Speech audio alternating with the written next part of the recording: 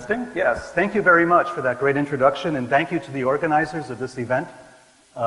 We have a lot of distinguished speakers today. Of course, Richard Hoagland, as I'm sure you all know, and Richard Dolan, Timothy Good, Ed Grimsley. I feel like I'm opening for the Rolling Stones.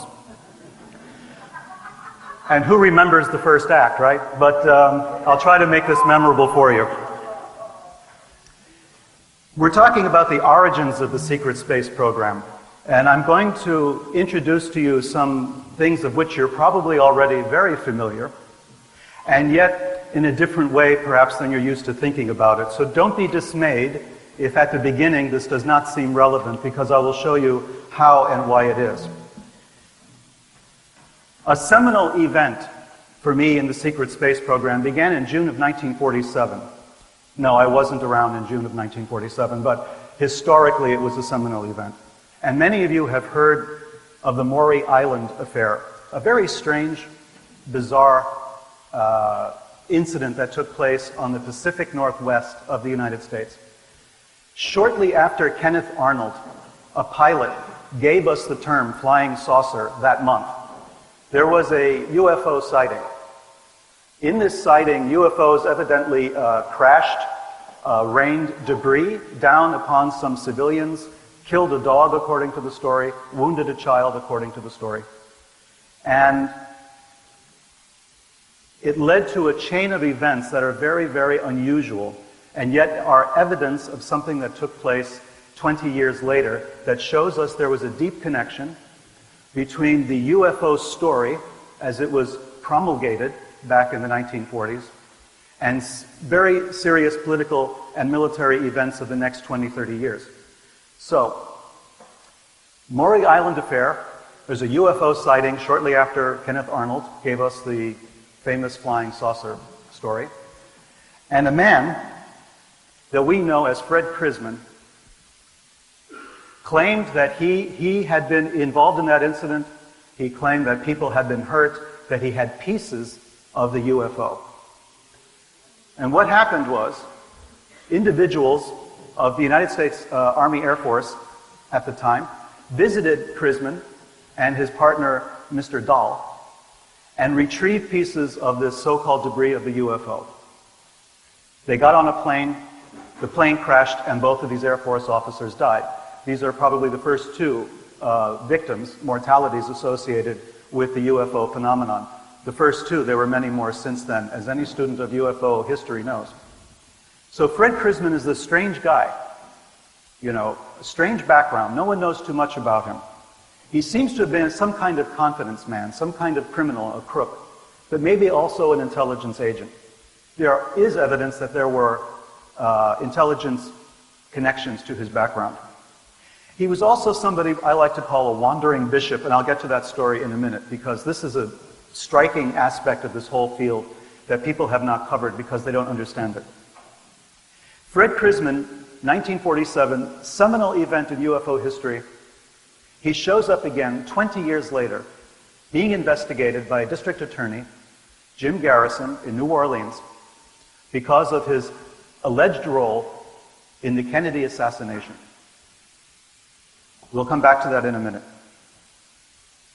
One of the people investigating the Maury Island affair and all of the UFO incidents that were taking place in the Pacific Northwest in 1947, in the months before and after the famous Roswell crash, was this man, FBI Special Agent in Charge, stationed in Butte, Montana.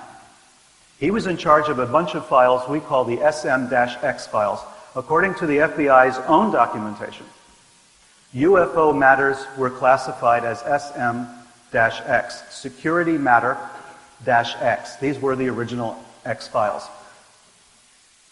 This man's name is Guy Bannister. Guy Bannister is the man who will come up again in our discussion 20 years later as a suspect in the Kennedy assassination. If you saw the movie JFK by Oliver Stone, this was Guy Bannister, the actor playing Guy Bannister. Now we come to another man called Jack Martin.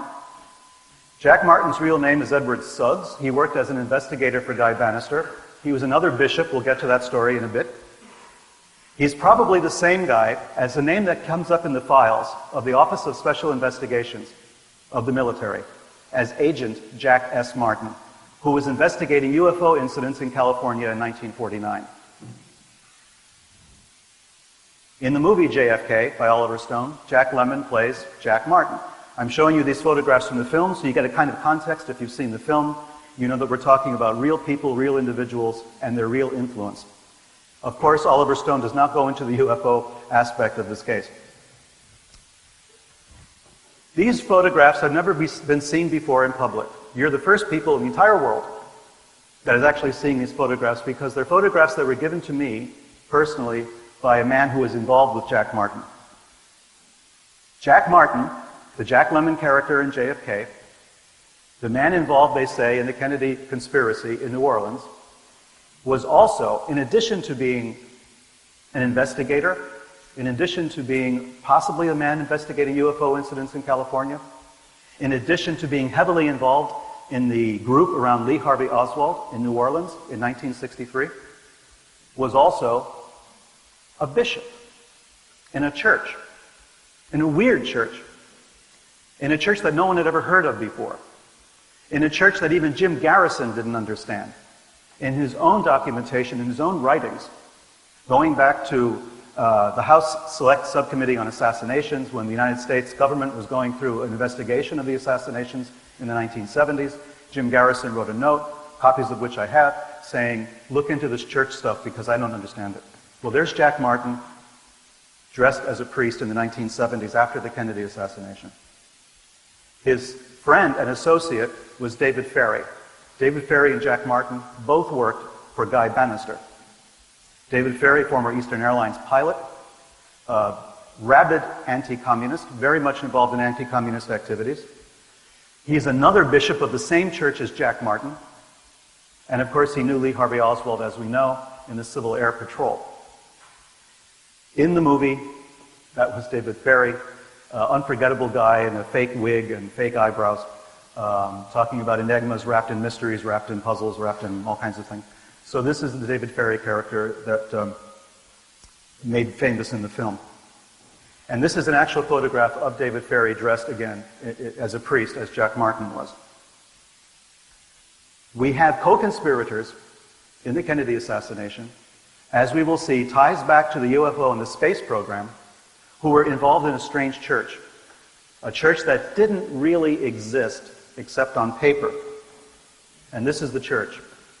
The American Orthodox Catholic Church. If you review the FBI files, all of the investigations that were undertaken for the Warren Commission, and later by the House Subcommittee in the 1970s, this name will keep coming up, and no one does any background check on it, no one goes any further.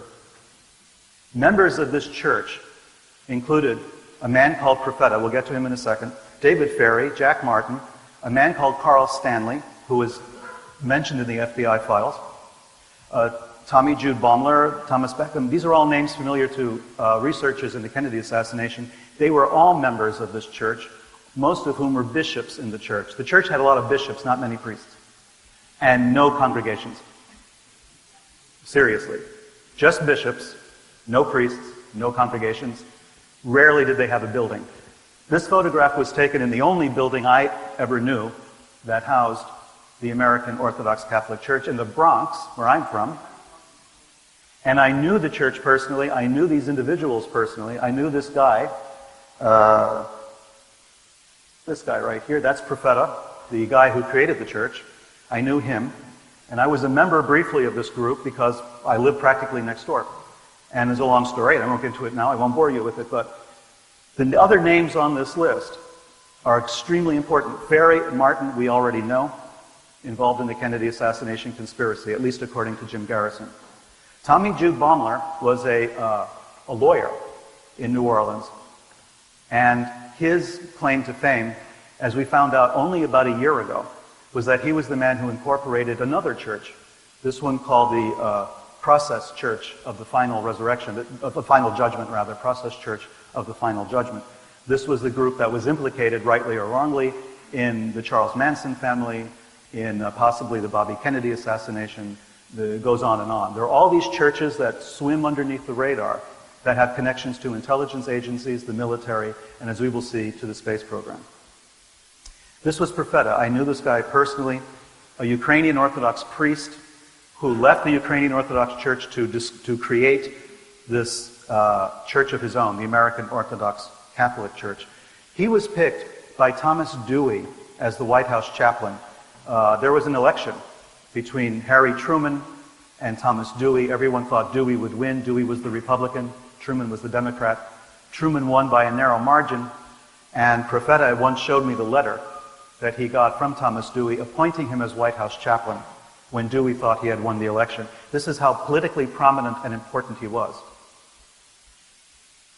On the board of directors of the American Orthodox Catholic Church was J. Edgar Hoover, the head of the Federal Bureau of Investigation of the FBI, the man who gave us the X-Files and Guy Bannister and all the rest. J. Edgar Hoover was a member and on the board of directors of this phony church. Another member was Christopher Maria Stanley. He's now known as Saint Christopher Stanley. He was canonized by the guy who took over when he died. Close associate of all these guys. Ferry Martin tried to implicate him in the Kennedy assassination. He tried to implicate them in the Kennedy assassination. When Profeta had created the American Orthodox Catholic Church, he summoned all the other bishops who had been bishops with him in this church to go to New York and present their bona fides, their bona fides, their credentials to him and to Hoover. The only one who obeyed this was Carl Stanley, Christopher Maria Stanley. Christopher Stanley goes to New York, he goes to Profeta, he signs on, he goes back to his home in Kentucky, he's dead less than a month later, and only 2 weeks after the death of David Ferry, the mysterious death of David Ferry, another bishop in the same church. Suddenly the bishops of this church were all being killed. They were all dying under mysterious circumstances, all within a few weeks of each other. This story you have not heard before, because no one knows what to do with the material. No one knows what to do with this information. So when it comes to churches and guys in funny hats, you know, there is some degree of mystery out there and confusion. This is the organization as I, over the years, uncovered it, starting with our friend Profeta over there, to Christopher Stanley, to David Ferry, to Jack Martin. These were all guys implicated in the Kennedy assassination, and they all wore funny hats. The connection was this. Another funny hat, that's J. Edgar Hoover in his Masonic Shriner fez, because he was a Freemason, as I think we all know. So there's J. Edgar Hoover, to Guy Bannister, the guy who investigated the UFOs in 1947, the guy who was writing up all these telexes and letters headlined SM-X file, UFO sighting here, UFO sighting there. Down here is Fred Krisman. He was the guy that Bannister was allegedly investigating. And next to Krisman, there's Profeta again. Profeta, who was on the same board of directors of a church as J. Edgar Hoover. All these people working in concert, all these people working together, a phony church, mysterious goings-on, and really weird hats. So what does all this have to do with the space program? You're sitting there thinking, okay, this is all very strange, but what are we here for? Well, let's fall back a little bit. We'll start to see the threads come together. In the United States, the space race began on Halloween 1936. And you're looking at this charming group of individuals down there, relaxing in front of a rocket. These were America's first rocket scientists. People like Jack Parsons, Theodore von Karman, and this is the launch at Arroyo Seco in California on October 31st, 1936. The very first launching of a rocket by American space engineers.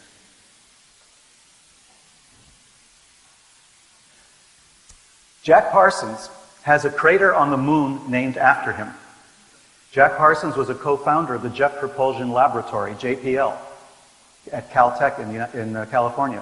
When you watch the space shuttle launches or you read anything about it, you'll always come across JPL all the time. He was a co-founder of JPL. Crater on the moon named after him. Solved a lot of issues regarding solid fuel storage of rocket material. And at the same time, he was a follower of Aleister Crowley. The Aleister Crowley, the infamous magician who created his own cult, his own religion.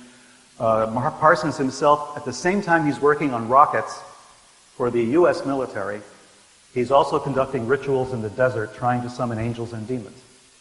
I'm not making this stuff up, in case you're wondering. One of his co-workers, one of his partners in his ritual working, his ritual magic, was L. Ron Hubbard, the man who later went on to found Scientology. Hubbard stole Jack Parsons' money, stole Jack Parsons' girlfriend, ran to Miami and bought a boat. In later years, Hubbard would speak very fondly of Aleister Crowley, claiming he had met him. He never did. Crowley died in 1947, before Hubbard had even actually heard of him. But Parsons was investigated by the FBI as a security risk because he was involved in occult workings. But at the same time, Parsons is a brilliant scientist.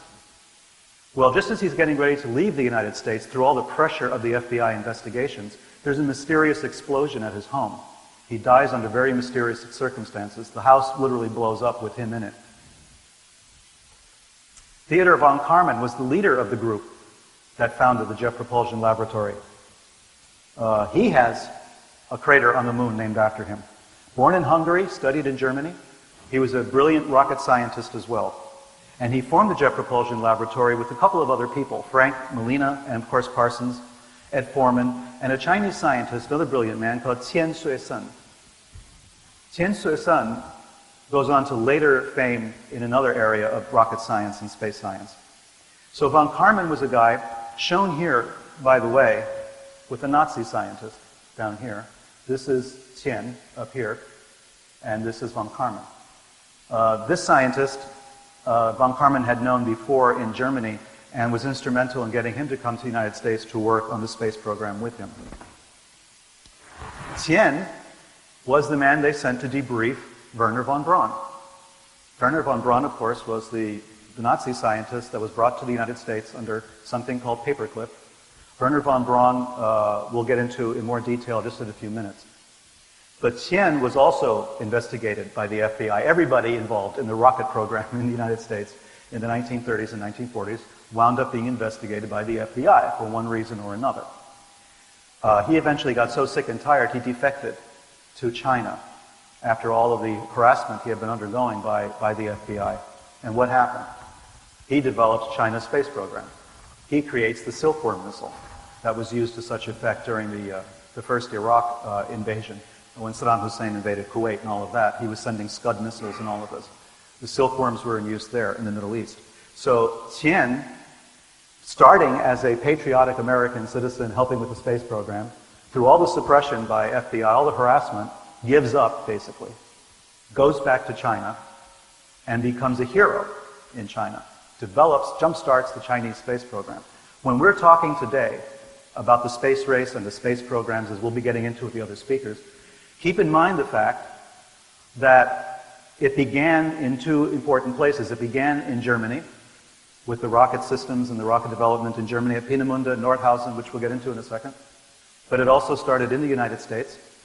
And the reason that China is launching rockets today and launching satellites is because of this man, who could have been part of our space program for the rest of his life, and instead, because of all sorts of political nonsense, wound up going to China and giving them a space program almost complete. At the same time in Germany, in the same year, almost the same month, 1936, we have Fritz Goslau of the Argus company. He begins work on remote-controlled aircraft. And a few years later, December of 1942, we have the first launch, successful launch of the V-1. If you've been following History Channel stuff about World War II and the Blitz and all of that, you'll know about the V-1s and the devastating effect that they had. This is a picture of the V-1 at the time, and this is another one. Later termed the world's first cruise missile. These were launched from aircraft. The V-1 would drop from a plane and then go on its way. Aimed at London, of course, and later, as we know, at Antwerp. Devastating weapon, resulting in almost 23,000 civilian deaths at the time. But at the same time, back in 1941, we have the first jet-assisted takeoff launch in California by the von Karman group. Jack Parsons is here. We have Jack Parsons right here watching the takeoff of the first jet-assisted takeoff. plane, a jet-powered plane. So here we have the rocket scientist who's also an occultist and the follower of Aleister Crowley and a member of all kinds of other occult organizations involved in these important events of the rocket program. In 1944, of course, we have the V2. The Germans launched the V2. Actually, more people were killed making the V2 than were killed by the V2 because of slave labor in Germany and because of the concentration camp labor that was brought to Nordhausen and later to Mittelbau-Dora concentration camps and the factories attached to Buchenwald. More people were actually killed making these V2s than were actually killed in suffering under them. So the Nazi rocket program, as we know it, started at Peenemünde, was later relocated, and the person in charge of this was General Walter Dornberger, and his assistant was Wernher von Braun. We'll get back to them in a second. Another important personality in aviation medicine this time was Dr. Hubertus Struckold. He's a man in charge of all sorts of horrendous experiments on living persons in the camps, and yet is considered the father of aviation medicine. He was brought to the United States. He was given his own institute at Randolph Air Force Base in Texas, and they had a building named after him until the local Daughters of the American Revolution decided that having a building named after this guy was probably not the best message to send to our next generations of young people studying medicine, so they took the name off. People were aware that Struckold was basically a monster. We've all heard of Operation Paperclip, I think. Started as Operation Crossbow, Operation Overcast. The British were trying to get the scientists, Russians were trying to get Nazi scientists, and the Americans had their own program, which they then later renamed as Paperclip. It wasn't just the men, the scientists they were bringing over, it was also their documentation. It was also as much machinery as they could possibly get. We are talking about hundreds of railroad cars, freight cars filled with documents and equipment and machinery. Not talking even about the hundreds at first, and then thousands of Nazi scientists that were brought to the United States. Here's a photograph of the team at Fort Bliss, Texas, Paperclip members. That's a hell of a lot of Nazi scientists. And not a single funny hat among them, I will point out. One thing that's important to remember about the space program in the United States, until 1957, it was not a civilian program. For the first 10 years, or 15 years of its existence, it was a military program. There was no NASA. The National Aeronautics and Space Administration had not been created yet. So all of these people worked for the military. The rocket program was a military program, and you have to remember that's the origins of the space program, was with the Army, which later became the Army Air Force, which later became NASA. The space program went under NASA. These were supposed to be our Nazis, right? We were sold a bill of goods. The United States was told us, oh, these people are not really Nazis. They were Germans, they were scientists, they were helping out, they were working for us, they really weren't believers. Yeah, right. Why then, if this is so, did we bring the best and the brightest to the United States, give them whatever they wanted, all the resources that they wanted, whatever they needed, whatever they asked for? And the Soviet Union was the first country to launch a satellite into space. If they were really working for the United States and they had become born-again American patriots and card-carrying Republicans, yes, Republicans, how did it happen that we didn't get a rocket into space, we didn't get a satellite into space, that the Russians were the first? Well, what happened? Weren't they sabotaging our space program since the very beginning? These are the true believers. This is just a handful of the people you'll come across when you research this. Walter Dornberger later becomes the head of NASA. Later gets a board position with Bell Aerospace in the United States. Is considered a rabid Nazi by military intelligence officials who are doing background checks in Germany. They've got witness statements, they've got documents, they've got everything they need to put Dornberger in jail for the rest of his life. Those documents are buried. Wernher von Braun was an SS major. There are photographs of Wernher von Braun in an SS uniform. The SS was not the Rotary. It was not the Boy Scouts. You didn't just, kind of join the SS because it would further your career. No. That didn't work that way. In order to join the SS, you had to prove your racial purity, going back to the year 1750. There had to be no Untermenschen in your background, right? No Jews, no Gypsies, no Slavs, no Democrats. Nobody like that in the background of your racial purity. You had to prove this, and you had to maintain a certain degree of involvement with the SS all the time. The SS was a pagan cult. The SS forbade mention of Christian holidays even in their documentation. The SS was extremely pagan, was extremely anti-Christian, anti-Jewish, anti-everything else. If you had a rank of major in the SS, you did not get that automatically. You got that because you proved yourself. And Werner von Braun was proven later to have been involved in meetings discussing slave labor requirements for the rocket systems at Peenemünde and also at Mittelbau. He was involved in these discussions. He knew about the killings of prisoners, the torture of prisoners. He was involved in all of that. It didn't matter to Werner von Braun. At the same time that he's working for us, we bring him over under paperclip. He's now in the United States. What is he doing? He's sending classified materials out of the country to his comrades back in Germany. We know this. It's part of the documentation. It's part of the record now. These files have been declassified. Werner von Braun was working against the United States almost from the beginning. This is a scandal, But yet we consider him the father of the American space program. I mean, he's the one who got us to the moon, right? Kurt Debus was the first director of the Kennedy Space Center, the first director of the Kennedy Space Center at Cape Canaveral in Florida. He was a member of the SS and the SA, the Sturmabteilung, right, the brown shirts, the stormtroopers, two other Nazi organizations. This is the man who turned in his friends and co-workers to the Gestapo if they made disloyal remarks. This was a true believer, once again. As I say, he was an SS officer. The Allies considered the SS a criminal organization for very good reason. And yet, we put this guy in charge of the Kennedy Space Center. Theodor Zobel, another scientist, performed experiments on prisoners in the wind tunnel experiments. We brought him over. He worked for us.